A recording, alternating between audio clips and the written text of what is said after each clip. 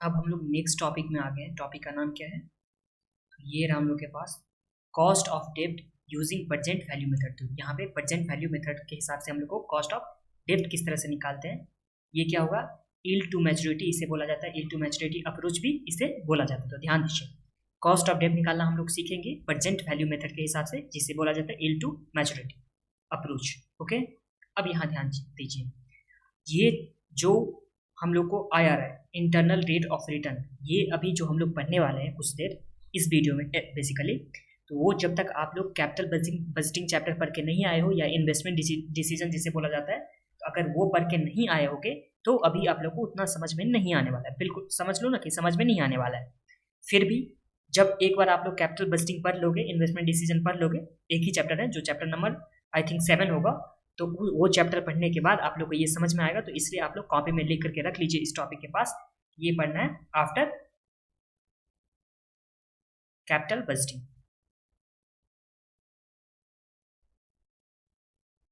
Capital budgeting जो chapter number है 7, जिसे क्या बोला जाता है? Investment decision. तो ये पढ़ने के बाद आप लोग को ये आना है। अभी समझ में नहीं आएगा तो कोई बात नहीं। अब ध्यान दीजिए, ये हम लोग पढ़ना स्टार्ट करते हैं। इसमें क्या बोला, सबसे पहले आज ये एग्जाम्पल से ही स्टार्ट करते हैं।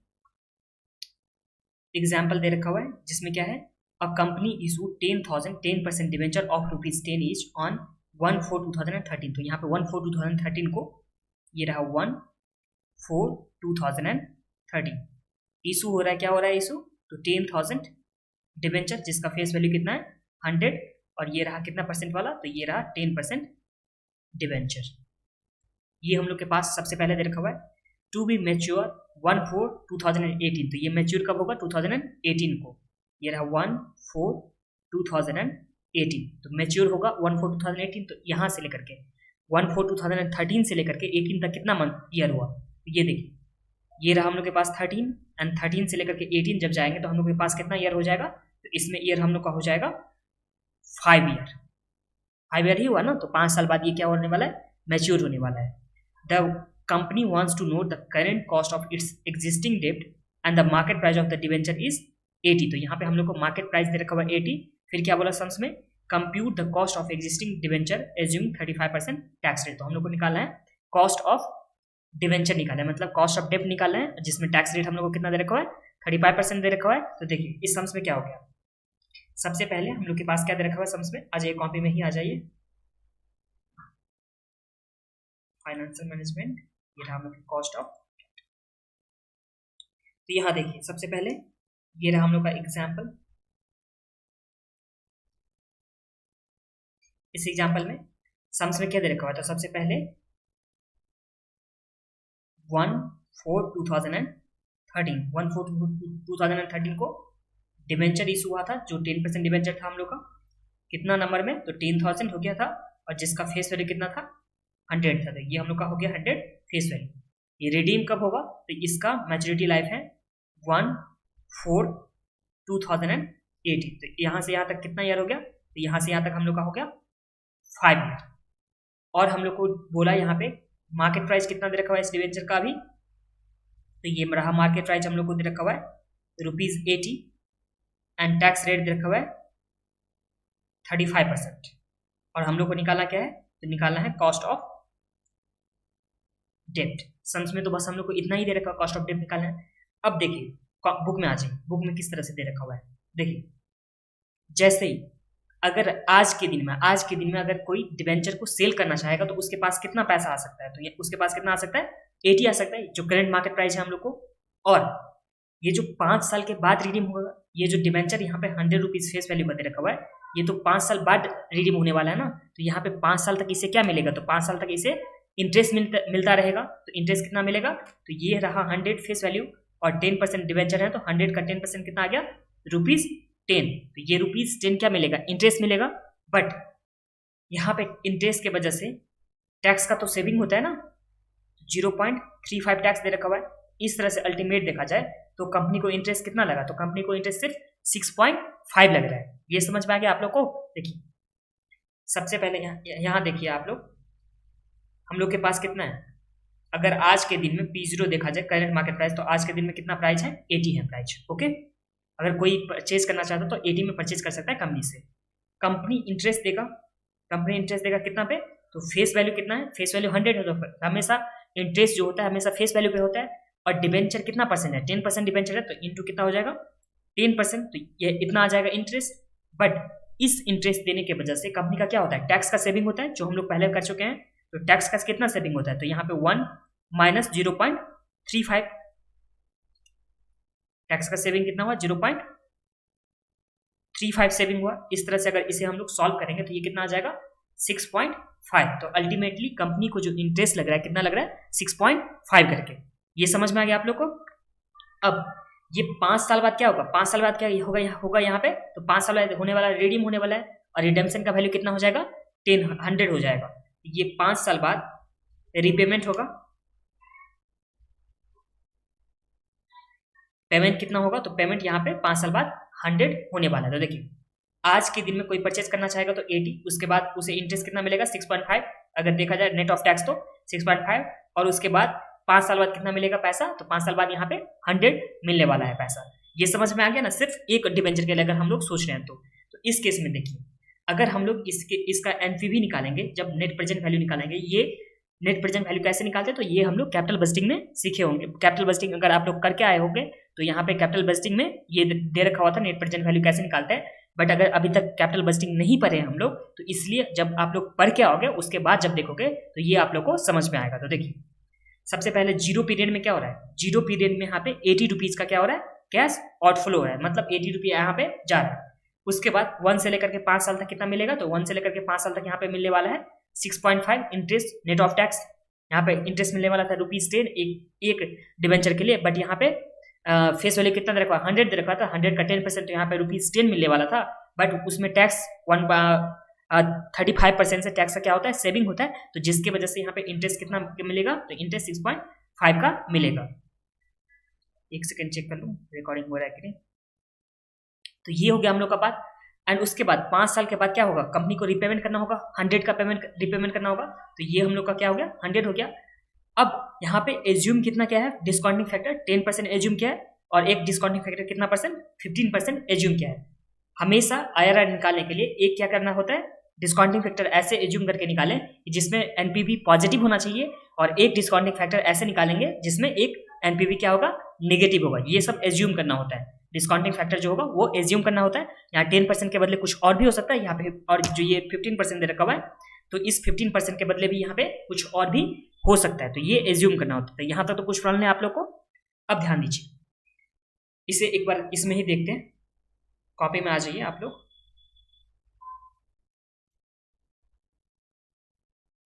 जब तक आप लोग कैपिटल बजटिंग नहीं करके आओगे, इन्वेस्टमेंट डिफिसिटेशन नहीं करके आए होगे, बिल्कुल भी समझ में नहीं आने वाला है। तो घबराना नहीं है कि हाँ कुछ भी समझ में नहीं आया। जब हम लोग कैपिटल बजटिंग कर लेंगे तो उस टाइम में आप लोग को एक बहुत ही ईजी लगेगा ये सम्स। तो देखिए ईयर सबसे पहले 0 ईयर में यहाँ पे आउटफ्लो होगा, क्या होगा, आउटफ्लो होगा 80 का इन्वेस्टर के व्यू पॉइंट से। तो ये हो गया कैश फ्लो। अब 1 से लेकर के 5 ईयर तक, 1 से लेकर के 5 ईयर तक इंटरेस्ट हमेशा मिलेगा, कितना परसेंट से, 10% से मिलेगा। नेट ऑफ टैक्स करेंगे तो कितना मिलेगा, 6.5 मिलेगा इंटरेस्ट। फिर 5th ईयर में जाकर के 100 मिलेगा, क्या चीज, तो रिडेम्पशन का जो भी वैल्यू होगा वो 100 मिलने वाला है। अब डिस्काउंटिंग फैक्टर यहाँ पे एज्यूम किया गया है कितना परसेंट, @10%। डिस्काउंटिंग फैक्टर कितना 10% एज्यूम किया गया है, और यहाँ इस टाइम में डिस्काउंटिंग फैक्टर @15% एज्यूम किया गया है। यहाँ पे कुछ और भी हो सकता है, बट एनपीवी हमेशा आना चाहिए, एक बार पॉजिटिव में, एक बार आना चाहिए निगेटिव में। और एनपीवी क्या होता है, नेट प्रेजेंट वैल्यू कैसे निकालते हैं हम लोग, तो ये एनपीवी का होता है नेट प्रेजेंट वैल्यू, और ये हम लोग कैसे निकालते हैं, तो ये निकालते हैं present value of cash inflow minus present value of cash outflow. NPV हम लोग को इस तरह से निकालते हैं, present value of cash inflow और present value of cash outflow. देखिए फर्स्ट में जब भी कोई इन्वेस्टर इन्वेस्ट करना चाहेगा तो यहाँ पे कैश क्या होगा, आउटफ्लो होगा, 80 का आउटफ्लो होगा, क्योंकि उसे ये जो डिवेंचर है वो परचेज करना होगा, तो उस टाइम में यहाँ पे कैश आउटफ्लो होगा। और हमेशा 0 ईयर के लिए जब भी डिस्काउंटिंग फैक्टर होता है वो कितना होता है, 1 होता है। किसी भी परसेंटेज से अगर जाएंगे 0 ईयर में देखेंगे तो हमेशा कितना होगा, 1 होगा। तो तो यहाँ तक कुछ प्रॉब्लम नहीं है आप लोग को। अब ध्यान दीजिए 1 से लेकर के 5 ईयर तक, 1 से लेकर के 5 ईयर तक यहाँ पे 6.5 इंटरेस्ट के रूप में मिलने वाला है। अब डिस्काउंटिंग फैक्टर 1 से लेकर के 5 तक का हम लोग कैसे निकालेंगे, तो ये आप लोग कैलकुलेटर निकाल लीजिए। कैलकुलेटर, इसमें सबसे पहले आप लोग को 1 टाइप करना होगा, हमेशा 1। अब डिवाइड बाय करेंगे, देखिए 1 हमेशा टाइप करेंगे, उसमें डिवाइड बाय करेंगे, और ये कितना करने वाले 10% है ना, तो 10% का कितना लिखेंगे हम लोग 1.1 लिखेंगे। तो 1 डिवाइड बाय 1.1 इक्वलिटी कीजिए एक बार, तो ये आ जाएगा 0.909 ऐसा आ जाएगा।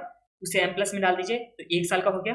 फिर इसी तरह से दूसरा बार इक्वलिटी कीजिए, फिर एम प्लस में 2 साल का हो जाएगा, फिर तीसरा साल का, फिर चौथा साल का, फिर 5वां साल का। तो इस तरह से आप लोग एम प्लस में डालते जाओगे तो ये आप लोग का कितना आ जाता है, फिर एमआरसी करने से 3.791। हाँ, तो इस तरह से ये भी आ गया था कितना 3.791 राउंडिंग ऑफ करने के बाद 3.791 ये आ गया था डिस्काउंटिंग फैक्टर। एक बार फिर से ये कैसे निकालते हैं हम लोग, तो सबसे पहले अगर 10% है तो कितना करेंगे 1 डिवाइड बाय 1.1, 15% रहेगा तो 1 डिवाइड बाय 1.15। तो इस तरह से हम लोग का क्या आ जाएगा 1 साल का, उसे एम प्लस में डालेंगे, फिर से इक्वल टू करेंगे, एम प्लस में डालेंगे, फिर से इक्वल टू करेंगे, एम प्लस में डाल देंगे। इस तरह से 5 साल का हम लोग एम प्लस में डालेंगे तो ये हम लोग का आ जाएगा 3.791। अब देखिए 5th ईयर का हम लोग को डायरेक्ट निकालना है, तो वो कैसे निकालेंगे 1 डिवाइड बाय 1.1, क्योंकि 10% का हम लोग को निकालना है। इक्वल टू करेंगे तो 1 साल का, फिर दूसरा बार इक्वल टू 2 साल का, तीसरा, चौथा, 5वां, तो ये हम लोग का आ गया 0.621। इस तरह से हम लोग का 0.621 आ गया। इसी तरह से हम लोग डिस्काउंटिंग फैक्टर 15% का निकालेंगे, तो चलिए निकालते हैं। 1 डिवाइड बाय 1.15, 15% में हम लोग कैसे लिखेंगे, ये था हम लोग का 10% का, और 15% में 1.15 करके हम लोग 15% का निकालेंगे। एक बार इक्वल टू एम प्लस 2, 3, 4, 5, ये हम लोग का आ जाता है 5th ईयर में 0.497, और एमआरसी करने से आ जाता है 3.352, ये ना 3.352 और 0.497। तो इस तरह से हम लोग का क्या आ गया, ये डिस्काउंटिंग फैक्टर आ गया। और डिस्काउंटिंग फैक्टर को हम लोग कैश फ्लो से मल्टीप्लाई करेंगे, तो कैश फ्लो से मल्टीप्लाई करेंगे फर्स्ट में, तो ये हम लोग का कितना आ गया 80 आ गया, और 6.5 को हम लोग मल्टीप्लाई करने वाले हैं, तो 6.5 इंटू 3.791, तो ये हम लोग का आ गया 24.6415। उसके बाद हम लोग मल्टीप्लाई करेंगे, ये हम लोग का निगेटिव में आ जाएगा, फिर 100 इंटू 6.621, ये आ गया 62.1। इसी तरह से 15% में हम लोग निकालेंगे, तो 15% का भी आप लोग निकालिए, 80 इंटू 1 कीजिए, तो ये हम लोग का आ गया 80। फिर ये आ जाएगा 6.5 इंटू 3.352, तो ये आ जाता है 21.788। फिर ये आ गया 49.7, और ये 80 आ गया, निगेटिव में आ गया। अब इसे नेट कीजिए, तो ये हम लोग का क्या आ जाएगा एनपीबी, बिकॉज यहाँ पे आउटफ्लो जो इनफ्लो हो रहा, देखिए आउटफ्लो सबसे पहले 80 का होगा तो वो निगेटिव में गया, तो कैश आउटफ्लो माइनस आ गया। उसके बाद जो भी इनफ्लो होगा 1 से लेकर के 5 ईयर तक, पहले इंटरेस्ट इनफ्लो होगा, एंड उसके बाद 5th ईयर में जाकर के जो रिपेमेंट होगा तो उसका भी पैसा मिलने वाला है। तो इस तरह से इनफ्लो को हम लोग इस दोनों को ऐड करके इससे माइनस करके हम लोग निकालेंगे नेट प्रेजेंट वैल्यू। तो चलिए निकालते हैं कितना होता है, तो ये हम लोग का हो जाता है 80, तो माइनस में ना 24 इंटू 24.6415 प्लस 62.1, फिर माइनस 80। तो इस तरह से हम लोग का एनपीवी कितना आया, तो ये आता है हम लोग का 6.7415। इस तरह से ये एनपीवी आ गया 6.7415, ये हम लोग का पॉजिटिव में आया। फिर सेकंड में देखते हैं, सेकंड में कितना आता है, तो 49.7 प्लस 21.788 माइनस 80। तो इस तरह से इसमें आता है हम लोग को निगेटिव में, जो आता है माइनस 8.512। और देखिए यहाँ भी यही किया गया 8.551, और यहाँ पे 6.74, तो यहाँ पे 1 पॉइंट नहीं गया है, और हम लोग इसमें चले गए हैं, जो भी था 2 से ज़्यादा पॉइंट में हम लोग चले गए हैं। देखिए यहाँ पे 2 ही पॉइंट में गया है, और हम लोग 2 से ज़्यादा चले गए थे, तो कोई बात नहीं, राउंडिंग ऑफ का प्रॉब्लम हो सकता है, तो उसमें थोड़ा बहुत आंसर चेंज होगा और उससे ज़्यादा चेंजेस नहीं होगा। तो ध्यान दीजिए, ये हम लोग का क्या आ गया था एनपीवी आ गया, और एक फार्मूला होता है जो देखिए IRR निकालने का हम हमेशा फार्मूला क्या होता है, तो ये हम लोग के पास IRR निकालने का फार्मूला है। इस IRR निकालने में फार्मूला क्या होता है, लोअर रेट जो हम लोग एज्यूम कर रहे होते हैं डिस्काउंटिंग फैक्टर उसका लोअर रेट, फिर NPV एट लोअर रेट, तो जो NPV आएगा लोअर रेट में वो हो जाएगा, फिर divide by NPV at lower rate, फिर NPV एट हायर रेट, फिर higher rate minus lower rate. तो इस तरह से हम लोग का ये क्या आ जाता है, IRR निकालने का फॉर्मूला आ जाता है। तो चलिए हम लोग IRR निकालते हैं। तो IRR इज इक्वल टू क्या हो गया था फॉर्मूला, लोअर रेट फिर plus NPV at lower rate, फिर NPV एट लोअर रेट, फिर minus NPV eight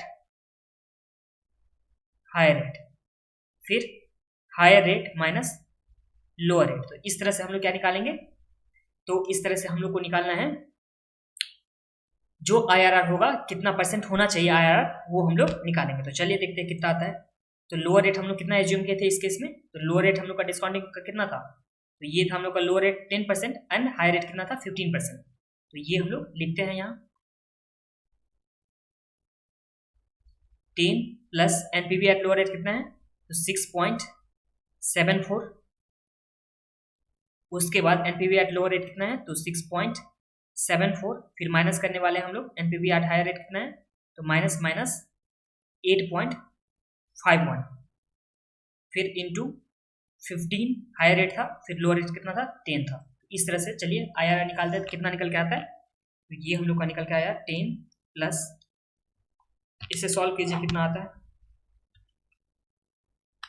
minus minus plus हो जाएगा, तो 8.51 and plus 6.74 into 5 divide by MR से, तो ये आ जाता है 2.2098।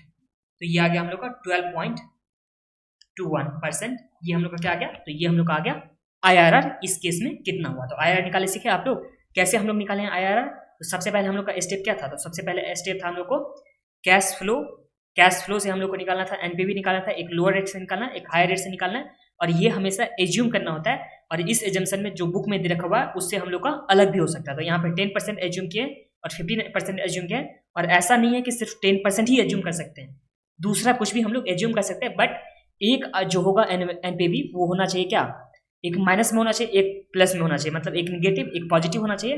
और हमेशा याद रखिएगा कि जीरो के आसपास में हो, जीरो से लेकर के जो नेगेटिव होने वाला है वो जीरो के ही आसपास में, और जो पॉजिटिव भी होगा वो भी जीरो के आसपास में, जितना आसपास में होगा उतना आप लोग का एग्जैक्ट आंसर जो है मिलेगा। और हमेशा इसका जो आंसर जो भी IRR निकालेंगे तो वो आंसर क्या हो सकता है, डिफरेंट भी हो सकता है, और उसका रीजन क्या होगा डिफरेंट आंसर होने का, तो वहाँ पे राउंडिंग ऑफ का डिफरेंस आ सकता है। तो इस तरह से हम लोग का क्या निकाले, यहाँ पे IRR निकाले, ये जो कितना निकल के आया है यहाँ पे, तो यहाँ पे निकल के आया है 12.21। यही था हम लोग का क्या, एल टू मैच्योरिटी। तो देखिए एक बार पढ़ लेते हैं यहाँ पे, एल टू मैच्योरिटी और present value method is superior method of determining cost of debt of a company to approximation method. ये भी क्या है, अप्रोक्सीमेशन मेथड। हम लोग यहाँ पे अप्रोक्सीमेट करते हैं, यहाँ पे एज्यूम करते हैं कि कितना होना चाहिए लोअर रेट, कितना होना चाहिए higher rate. And it also preferred in the field of finance we may keep in mind that in the above formula higher the difference between higher and lower the accuracy of answer. तो यहाँ पे हम लोग को जब भी higher rate और lower rate होना चाहिए, मैंने आपको बता ही दिया कि ये 1 के आसपास में होना चाहिए जो भी NPV हो, तो हम लोग इस तरह से एज्यूम करेंगे हायर रेट और लोअर रेट, और उसके बाद हम लोग को क्या निकालना होगा, IRR निकालना होगा। तो ये IRR ही जो हम लोग निकालते हैं वही क्या आ गया यहाँ पे, तो वही आ जाएगा हम लोग का cost of debt using present value method, या इसे बोले एल टू मैच्योरिटी मेथड बोलो अप्रोच, तो दोनों ही क्या हुआ, सेम हुआ। एक बार बस क्विक रिविजन कर लेते हैं इस पार्ट का, बिकॉज जब तक आप लोग कैपिटल बजटिंग या इन्वेस्टमेंट डिसीजन नहीं करके आए होंगे तब तक आप लोग को बिल्कुल भी समझ में नहीं आने वाला। जब हम लोग वो चैप्टर करेंगे नेक्स्ट टाइम, जब हम लोग वो चैप्टर करेंगे कैपिटल बजटिंग या इन्वेस्टमेंट डिसीजन, उस टाइम में आप लोग को ये मेरे को बताना भी नहीं होगा, तो ये आप लोग को खुद ही आता रहेगा। तो चलिए एक बार रिविजन करते हैं क्विक। तो देखिए सबसे पहले क्या कहते हैं हम लोग, ये हम लोग के पास सम्स था, सम्स में क्या दे रखा हुआ था, तो सम्स में हम लोग को दे रखा हुआ था 10,000, यहाँ पे क्या था, नंबर ऑफ इक्विटी शेयर था, जो नंबर ऑफ इक्विटी शेयर 10,000, यहाँ पे डिबेंचर था जो 10% डिबेंचर था, जिसका फेस वैल्यू कितना था, ₹100। इसका मार्केट प्राइस कितना चला था अभी, तो 80 चल रहा था, और यहाँ पे 10% जैसे ही था, और उसके बाद हम लोग का टैक्स का रेट कितना दे रखा हुआ है, तो टैक्स का रेट 35% दे रखा हुआ था, और 5 साल बाद इसका मैच्योरिटी था, तो ये हो गया हम लोग का। जब हम लोग इंटरेस्ट निकाले नेट ऑफ टैक्स, तो यहाँ पे इंटरेस्ट कितना आ जाएगा 100 का 10%, बट यहाँ पे टैक्स जब हम लोग माइनस किए तो इस तरह से हम लोग का इफेक्टिव इंटरेस्ट जो हुआ कंपनी का वो आ गया 6.5। तो ध्यान दीजिए, अगर कोई इन्वेस्ट करना चाहेगा कंपनी में तो उसको कितना लगेगा, तो फर्स्ट टाइम कितना लगने वाला है, सिर्फ 80 रुपीज लगने वाला है जो मार्केट प्राइस से जाकर के खरीद लेगा डिवेंचर, एंड उसके बाद उसे इंटरेस्ट नेट ऑफ टैक्स कितना मिलेगा, तो 3 वो मिलेगा 6.5, जो इंटरेस्ट नेट ऑफ टैक्स होगा कितना मिलेगा 6.5 मिलेगा, और 5 साल बाद जो फेस वैल्यू का इक्वल होगा वो क्या मिलेगा, उसे रिडेम्पशन के रूप में मिलेगा। इस तरह से यहाँ पे ईयर जीरो में, जो यहाँ पे ईयर जीरो दे रखा हुआ, तो ईयर जीरो में क्या मिलेगा, तो ₹80 उसे इन्वेस्ट करना होगा, ये हुआ उसके लिए आउटफ्लो हुआ। फिर 1 से लेकर के 5 ईयर तक उसे इंटरेस्ट मिलेगा जो नेट ऑफ टैक्स करने से 6.5 आएगा। फिर 5th ईयर में जाकर के उसे क्या मिलेगा, फेस वैल्यू 100 का रुपीज का उसे रिपेमेंट मिलेगा, रिडेम्पशन वैल्यू कितना मिलेगा, तो 100 का इसे रिडेम्पशन का वैल्यू मिलेगा डिबेंचर के बाद। अब ध्यान दीजिए, हम लोग ईयर यहाँ पे लिखे, ईयर में यहाँ पे 0 ईयर में यहाँ पे सब लोग क्या कर रहा था, कोई भी इन्वेस्ट करना चाहेगा तो उसे आउटफ्लो करना होगा, जो यहाँ पे आउटफ्लो हमेशा क्या आता है, नेगेटिव आता है, और एज्यूम किए थे डिस्काउंटिंग रेट 10% और 15%, और हमेशा याद रखिएगा कि 0 ईयर में जो होगा डिस्काउंटिंग फैक्टर वो हमेशा, जो भी डिस्काउंटिंग होगा फैक्टर वो हमेशा 1 होने वाला है 0 ईयर में, चाहे कोई भी परसेंटेज हो उससे कोई मतलब नहीं है, हमेशा 1 आता है। और 1 से लेकर के 5 ईयर में यहाँ पे 6.5 मिल रहा था इंटरेस्ट, और जो हम लोग निकाले थे 3.79, ये कैसे निकाले थे, तो 10% था, तो हम लोग कैसे किए थे 1 डिवाइड बाय 1.1 इक्वल टू फिर m plus equal to m plus, इस तरह से हम लोग 5th ईयर तक करते गए थे, और उसके बाद MRC करने से ये हम लोग का आ गया था। फिर 5th ईयर में हम लोग कैसे आया था डिस्काउंटिंग फैक्टर, तो अगर 15% का देखा जाए तो 1 डिवाइड बाय 1.15 और इक्वल टू करते गए, इक्वल टू हम लोग को सिर्फ 5 बार करना, क्योंकि 5 साल इसका मैच्योरिटी लिखा हुआ था, तो इस केस में हम लोग का कितना आ गया था 0.4497। उस तरह से हम लोग क्या निकालेंगे, नेट प्रेजेंट वैल्यू, तो नेट प्रेजेंट वैल्यू दोनों केस में एक पॉजिटिव आना चाहिए, एक निगेटिव आना चाहिए, और उसके बाद IRR का हम लोग का फॉर्मूला था, जो IRR का फॉर्मूला क्या था, एक बार रिवाइज कर लेते हैं IRR का फॉर्मूला। तो ये हम लोग का होने वाला था लोअर रेट फिर प्लस NPV, और ये होना चाहिए लोअर रेट का फिर NPV लोअर रेट का फिर माइनस NPV हायर रेट का, NPV लोअर रेट का फिर NPV हायर रेट का, एंड उसके बाद यहाँ माइनस होता, यहाँ पे मल्टीप्लाई होता H माइनस L, मतलब क्या कि higher rate minus low rate. तो इस तरह से हम लोग का IRR निकालने का फॉर्मूला हो गया, और जो IRR निकलता है वही क्या हो जाता है इसका, तो ये हो जाता है यहाँ पे कॉस्ट ऑफ डेब्ट, जो भी IRR निकला वो हो गया कॉस्ट ऑफ डेब्ट। और इसी के साथ ये हम लोग का एग्जाम्पल कंप्लीट हुआ। बट अभी फिर से बता रहा हूँ, ये इन्वेस्टमेंट डिसीजन जब आप लोग करके आओगे तभी समझ में आने वाला है। ओके, अब हम लोग नेक्स्ट वीडियो में देखते हैं नेक्स्ट इलस्ट्रेशन, जो है इलस्ट्रेशन नंबर 4। तब तक के लिए बाय बाय, टेक केयर।